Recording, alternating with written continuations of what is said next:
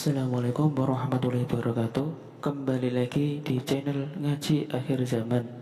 Di video kali ini kami akan membagikan ceramah Gus Baha yang membahas tentang kisah imam sholat yang digaji 70 juta. Untuk lebih jelasnya, mari kita simak videonya sama-sama. Sekian dari saya. Wassalamualaikum warahmatullahi wabarakatuh. Salam NKRI. Ada negara yang sangat sehat, Islamnya sangat sehat. Itu imamnya satu bulan tuh digaji 70 juta. Kira-kira 70 juta dibagi satu hari berapa? 5 sholat ya? 5 kali 30 berapa? Kira-kira satu 150. Berarti per sholat dapat berapa ya? Kira-kira kan biasa potong gaji kalau berapa kira-kira? Singkat cerita, si kiai dari luar negeri tadi cerita apa Indonesia? Kiainya miskin-miskin, datang ke masjid kan kadang pakai ontel, adzan sendiri, komat sendiri, sholat sendiri kadang. Itu nasib orang-orang Sragen dan Salatiga sebagian. Itu yang lapor karena mereka itu. Kalau Rembang insya Allah enggak. Tapi ada semuanya Salatiga, sebagian begitu. Itu yang cerita kiainya, bukan ini bukan hoax, memang kiainya cerita. Nasib kiai di Salatiga Gus katanya. Itu digojlok tapi tetap sholat. Sehingga cerita orang tadi cerita imamnya di sana naiknya Mercy, muadzinnya pakai BMW. Itu tetangga sebelah Indonesia banyak yang fasilitas imam seperti itu karena gajinya sampai 70 juta. Setelah dia cerita bangga karena negaranya mengapresiasi imam sholat, sama di Indonesia dia omongin gini, makanya kamu sholat terus takut potong gaji ya gitu. Itu kagetnya bukan main dia. Dikira itu satu sifat kelebihan negaranya, ternyata buruk sekali karena imam sholat karena takut potongan gaji. Akhirnya ke Indonesia bangga, alhamdulillah kita sholat tanpa gaji dan tetap sholat. Keren mana yang digaji sama anda? Ini yang di atas ini banyak calon imam. Nggak keren mana imam yang digaji sama anda? Keren yang enggak. Tapi kalau pertanyaannya dibalik, keren mana jamaah yang peduli imamnya sama yang enggak peduli? Jadi jawabannya harus tetap seperti itu. Imamnya keren yang ikhlas, tapi jamaahnya keren yang peduli imamnya. Jelas ini ya fatwa saya ya. Gimana? Imamnya baik yang ikhlas, tapi jamaahnya baik yang peduli nasib. Nah, tapi sekali imam dari awal enggak ikhlas itu harus di PHK ya. Itu bahaya bagi agama kalau awalnya sudah ada ikhlas. Karena nanti setelah habis subuh terus dihitung, oh setahu saya sholat terus kok kenapa gajinya tinggal segini? Ya setahu saya sholat terus kok gajinya tinggal segini. Terus nanti takmirnya bilang kemarin duhur Pak Yai tidak ngimamin, kemarin asar tidak ngimamin. Terus dihitung, bisa enggak agama akan berjalan seperti itu? Enggak kan? Ya makanya pertanyaannya tadi, suka atau punya imam ikhlas? Suka, tapi imamnya juga suka kalau jamaahnya peduli. Ini penting, jadi saya mensupport Anda, mensupport kalian semua bahwa agama ini akan diurus oleh Allah Subhanahu wa taala.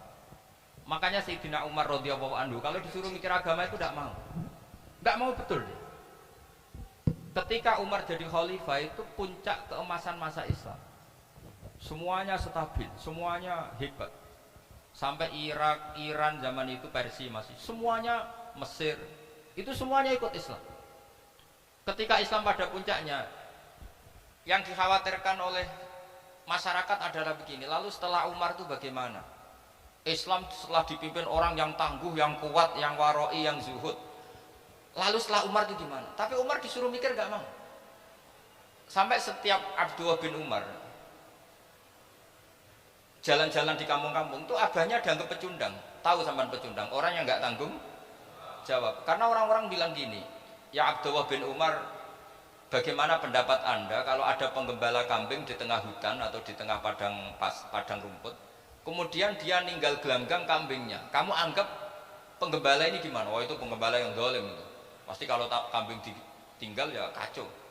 Apalagi nih umat Rasulullah Shallallahu Alaihi wasallam. Ini abah kamu tidak pernah wasiat, tidak pernah ngatur suksesi. Lalu Islam setelah dia bagaimana? Suruh dia ngomong, penggantinya siapa? Karena beliau sudah sepuh, harus ada suksesi. Akhirnya Abdullah bin Umar lapor ke Umar. Ini gimana abah, orang mengkomplain begini. Apa kata Umar? Agama itu beda dengan kambing katanya. Agama itu milik Allah Subhanahu. Mbok saya pikir, tidak saya pikir tetap jalan. Nah ini terbukti, jangan ulama ya ndak, mufti ya ndak, tapi bisa menjalankan agama. Kalau agama sampai pikir malah rusak, sudah pokoknya lakukan saja, tidak usah dipikir. Akhirnya betul, karena agama ini milik Allah. Soal kita serius memikirkannya itu karena khidmah, karena kita ingin berbakti pada agama. Tapi Anda tidak boleh berpikir kalau agama ini butuh pemikiran Anda. Beda loh ya.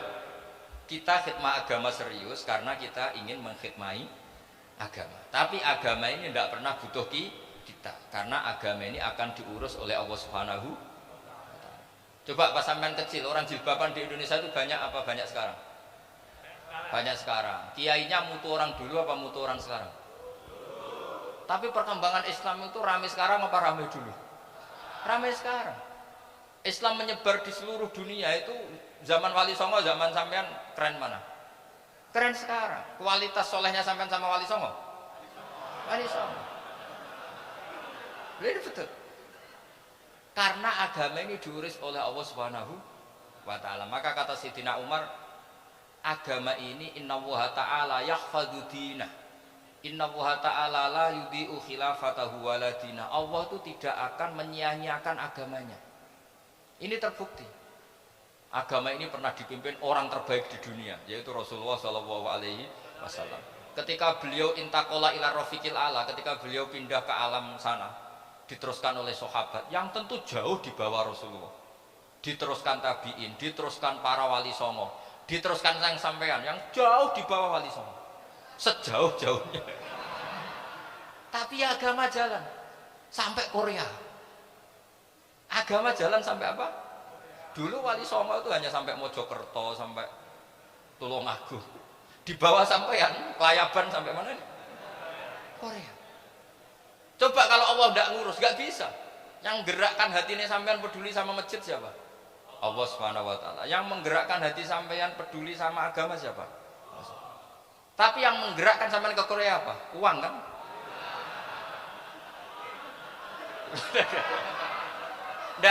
Enggak apa-apa, jujur saja, jujur ya, santai aja. Ini bagian dari keramatnya jenengan. Niatnya agak bener tapi dibenerin Allah di sini. Dari awal niatnya kan uang gitu. Tapi setelah di Korea dibenerin Allah. Mbok ingat agama. Keren kan?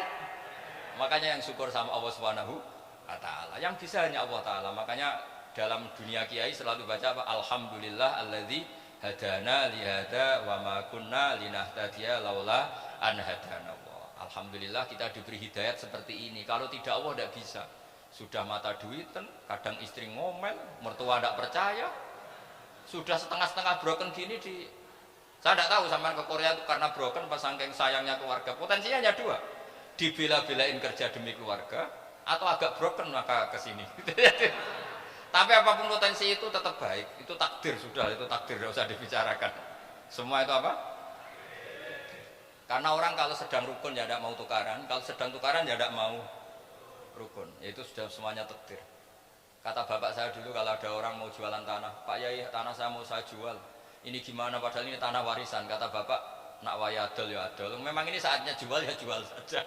Nanti kalau kaya saatnya beli ya beli saja, karena kalau sudah saatnya jual mau beli nggak mungkin kan, mau memang saatnya jual. Kalau sudah kaya kan nggak mungkin jual tanah, saatnya beli. Maka semoga masalah di keluarga sampean ini masalah musiman,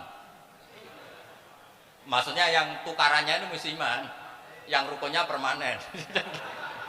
Jangan tukarannya permanen, rukunnya musiman. Setelah melihat yang lebih cantik katut babon, nggak tahu saya nggak tahu. Nah ini semoga katut masjid ini bagian dari kafaroh sampean itu. Jadi kafaroh kesalahan-kesalahan di sampean.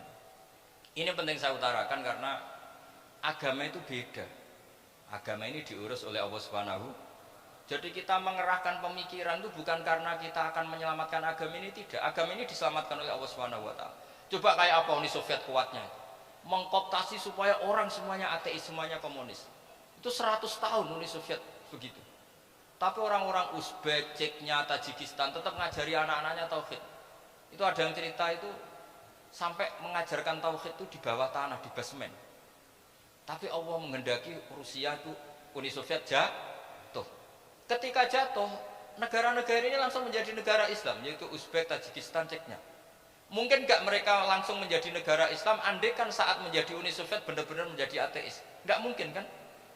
Karena saat dikooptasi Uni Soviet, akidah mereka tetap tauhid, cuma nggak berani muncul. Artinya apa? Uni Soviet nggak bisa menghabisi Islam. Kurang kerennya Uni Soviet zaman itu, bisa nggak menghabisi Islam? Nggak bisa. Donald Trump dulu termasuk Islamfobia, tapi setelah dia anti-Islam malah orang Amerika demo supaya memperhatikan Islam. Nggak bisa.